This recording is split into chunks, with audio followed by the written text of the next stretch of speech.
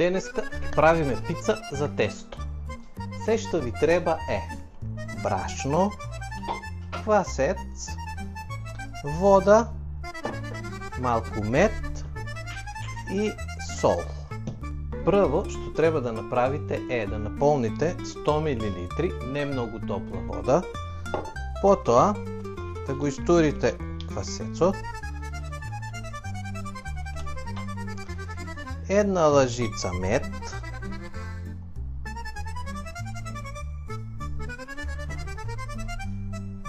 и бркате додека не се раствори.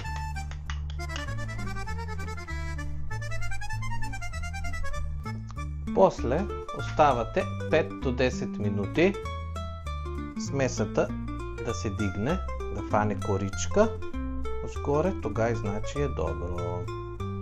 Во меѓувреме си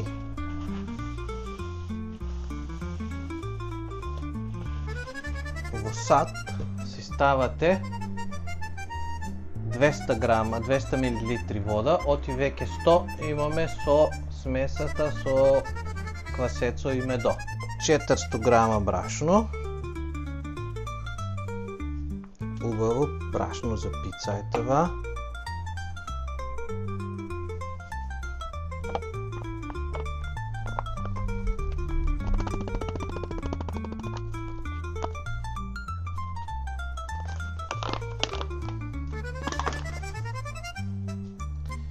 И много важно е брашното да го пресадите, да го пресеете.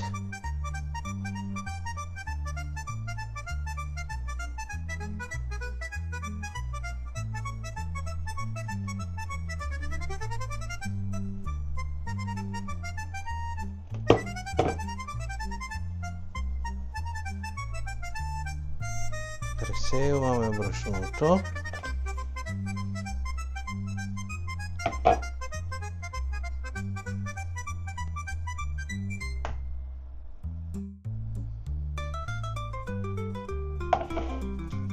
Ставаме една лъжица сол,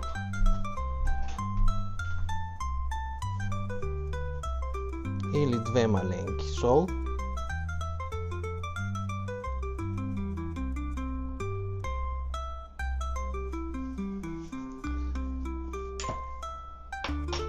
разбръкуваме, правиме малко дупка у средината.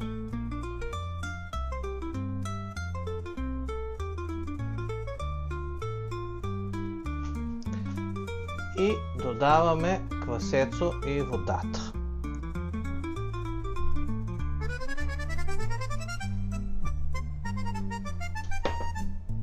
И месиме.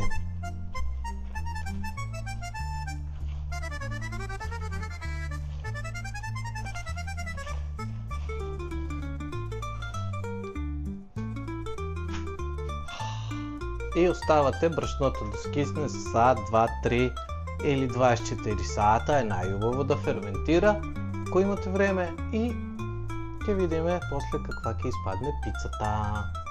Чао!